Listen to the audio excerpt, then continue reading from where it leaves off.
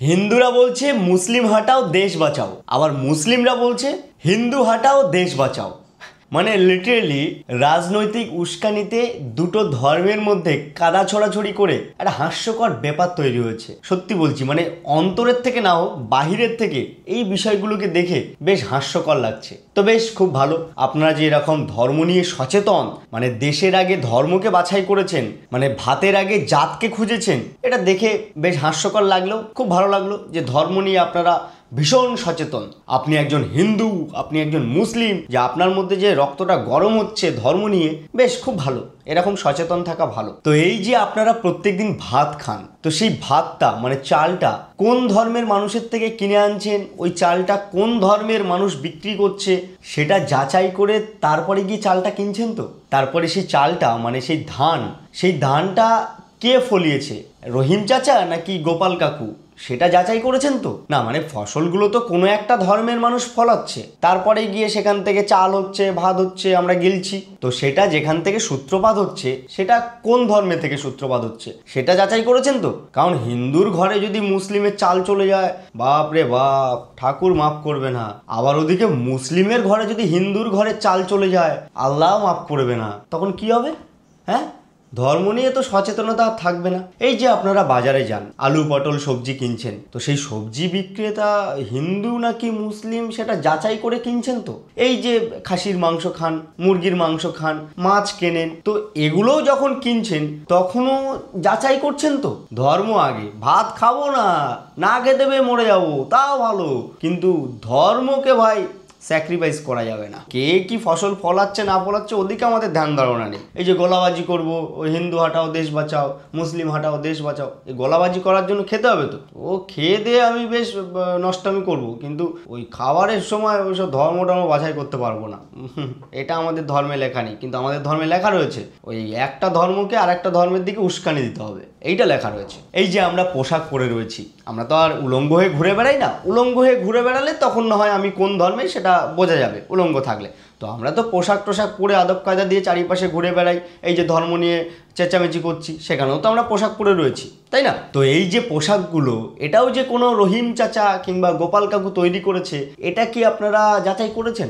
যাচাই করে তারপরে গিয়ে পড়েছেন তো? আপনারা শপিং মলে গিয়ে যখন এই জামা কাপড়গুলো কিনছেন, তখন কি ওই সেলসম্যানদের জিজ্ঞাসা করে নেন যে আমি এই পোশাকটা কিনবো, এটা আমার পছন্দ হয়েছে, এটা কি কোনো হিন্দু নাকি মুসলিম তৈরি করেছে, এটা আপনারা জিজ্ঞাসা করে তারপরে গিয়ে পোশাক কেনেন তো? না, মানে এটা তো হওয়া উচিত, কারণ ধর্ম নিয়ে আপনারা এতটাই সচেতন, তাহলে এই দিকটাও সচেতন হওয়া উচিত। আমি কোনো হিন্দুর বাড়ির কিছু খাবো না, কিছু পরবো না, আমি কোনো মুসলিম বাড়ির কিছু খাবো না, পরবো না, এই ব্যাপারটা যখন আপনাদের মধ্যে এসে যাচ্ছে, তাহলে এগুলো নিয়েও একটু সচেতন থাকা উচিত। রাস্তাঘাটে উলঙ্গ হয়ে ঘুরে বেড়ান, খাওয়া দাওয়া করার দরকার নেই, ধর্ম নিয়ে বেঁচে থাকুন, জাতের আগে ভাত খুঁজছেন না, ভাতের আগে জাতকে নিয়ে পড়ে আছেন, তাহলে এটাও তো হওয়া উচিত, তাই না? শুনুন, একজন মানুষ হওয়ার জন্য, মানবিক মানুষ হওয়ার জন্য কোনো ধর্মের প্রয়োজন হয় না। আমি হিন্দু ও মুসলিম ও অন্যান্য ধর্মের এসবের কোনো প্রয়োজন হয় না। আর ধর্ম নিরপেক্ষ হওয়ার জন্য, সকল ধর্মকে নিয়ে সম্প্রীতি বজায় রাখার জন্য কোনোদিন ওই বিজেপি, টিএমসি, সিপিএম কিংবা অন্যান্য কোনো রাজনৈতিক দলের সদস্য, নেতা, মন্ত্রী এগুলোও প্রয়োজন পড়ে না। আমার গায়ের রংটা ওই সবুজ কিংবা ওই লাল কিংবা গেরুয়া নয়, আমার গায়ের রংটা মানুষের রং, মানুষের চামড়ার। আমার এই শরীরের মধ্যে মানুষের রক্ত বইছে। একজন মানুষ হতে গেলে, মানবিক মানুষ হতে গেলে সবার প্রথমে তোমাকে শিক্ষিত হতে হবে। আর সেই শিক্ষাটা কোনো ধর্ম বেছে হয় না, কোনো বর্ণ বেছে নয়, কোনো জাত বেছে নয়, কোনো আল্লাহ কিংবা ভগবান এই খাবেন না, ওই খাবেন না, এই খাবেন, এই ধর্মকে এই বলুন, ওই ধর্মকে ওই বলুন, কেউই শেখায়নি। এগুলো সমস্তটাই এই অমানবিক মানুষের চুতিয়াপ্পা, যাদের মধ্যে কোনো শিক্ষা নেই, দীক্ষা নেই, তারা শুধু এই একে অপরের দিকে চেঁচামেচি করতে পারে, তাছাড়া আর কিছুই করতে পারে না। আবারও বলছি, ধর্ম নিরপেক্ষ হতে হলে, সেকুলার হতে হলে টিএমসি, বিজেপি, সিপিএম, অন্যান্য দলের সদস্য, নেতা, মন্ত্রী, হিন্দু, মুসলিম, অন্যান্য ধর্মের মানুষ, এসবের কিচ্ছু প্রয়োজন নেই। মানুষ হতে গেলে, ধর্ম নিরপেক্ষ হতে হলে, একজন ভারতবাসী হিসেবে সম্প্রীতি বজায় রাখার জন্যে শুধুমাত্র মানুষ হওয়ার প্রয়োজন, মানবিক মানুষ হওয়ার প্রয়োজন, শিক্ষিত মানুষ হওয়ার প্রয়োজন। প্রথম শিক্ষাটা আমাদের পরিবার থেকেই আসে। পরিবারের মানুষগুলো যদি ভালো শিক্ষা দেয় আমাদেরকে, তাহলেই আমরা শিক্ষিত হতে পারি, তাহলেই আমরা বড় হয়ে মানুষের মতো মানুষ হতে পারি। এই এখন যারা এই অশিক্ষিতর মতো গান্ডুগিরি করে বেড়াচ্ছে রাস্তাঘাটে, তারা প্রপারলিভাবে ভালোভাবে বাড়ির থেকে শিক্ষাটা পায়নি। তাদেরকে শুধুমাত্র জন্মই দিয়েছে, মানুষ করে তুলতে পারেনি। তার নমুনা এখন আমরা রাস্তাঘাটে দেখতে পাচ্ছি। এই যে যারা ধর্ম নিয়ে কাদা ছড়াছড়ি করছে, একে অপরের দিকে গালিগালাজ করছে, ব্যাস। এই যে আমি এত কিছু বললাম, এত কিছু ব্যাখ্যা দিয়ে বোঝালাম, তারপরে গিয়েও দেখবেন কিছু অশিক্ষিত কমেন্ট বক্সে নিজেদের মধ্যে ঝামেলা করছে। দেখুন, কমেন্ট বক্স চেক করুন, পেয়ে যাবেন এরকম অশিক্ষিত আমাদের এই সমাজে, আমাদের এলাকায়, আমাদের পাড়ায়, আমাদের পাশের বাড়িতেই হয়তো রয়েছে। খুঁজে পাবেন তাদেরকে, দেখুন কমেন্ট বক্সে। আপনারা বিশ্বাস করবেন কিনা জানি না, আমরা সন্ধ্যাবেলায় যেখানে আড্ডা দিই, যে চায়ের দোকানে, সেখানে হিন্দু মুসলিম উভয় থাকি।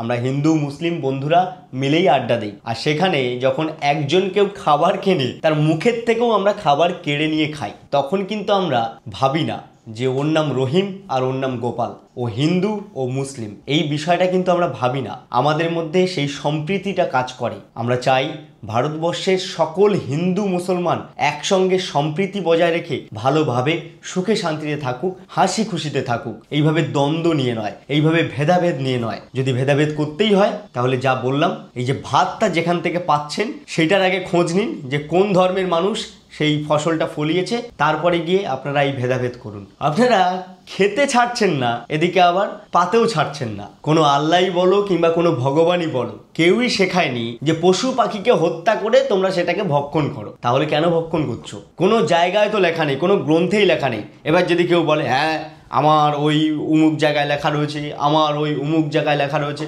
আরে তুই তোর আল্লাহকে দেখেছিস? তুই তোর ভগবানকে দেখেছিস? এটা তো সম্পূর্ণ মনের দিক থেকে বিশ্বাস। সেই বিশ্বাসের সাথেই আমরা এই ধর্ম নিয়ে বেঁচে আছি, সেই বিশ্বাসের সাথেই আমরা প্রার্থনা করি। তাহলে এখানে এই যে এই ধর্মের এইটা, ওই ধর্মের ওইটা, এইটা বিচার করতে পারলি কি করে?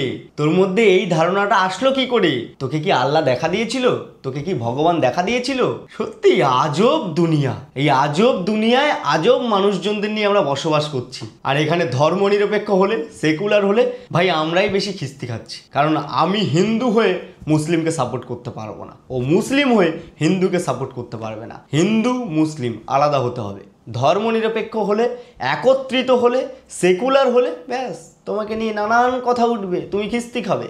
আমি আবারও বলছি, আগে দেশ, তারপরে ধর্ম, আগে ভাত, তারপরে জাত। আমাদের সকলের পরিচয় ধর্ম একটাই হোক, আমরা মানুষ। আর আমাদের এই দেশটা ভারতবর্ষ, সেখানে আমরা এই ভারতীয় হিন্দু মুসলিম সম্প্রীতি বজায় রেখে আনন্দের সাথে সুখে থাকতে চাই। আমাদের দেশ একটাই, আমাদের ধর্ম একটাই, আমাদের জাত একটাই। আশা করছি সকলের মধ্যে খুব তাড়াতাড়ি শুভবুদ্ধি উদয় হবে। জয় হিন্দ, ভারত মাতা কি জয়।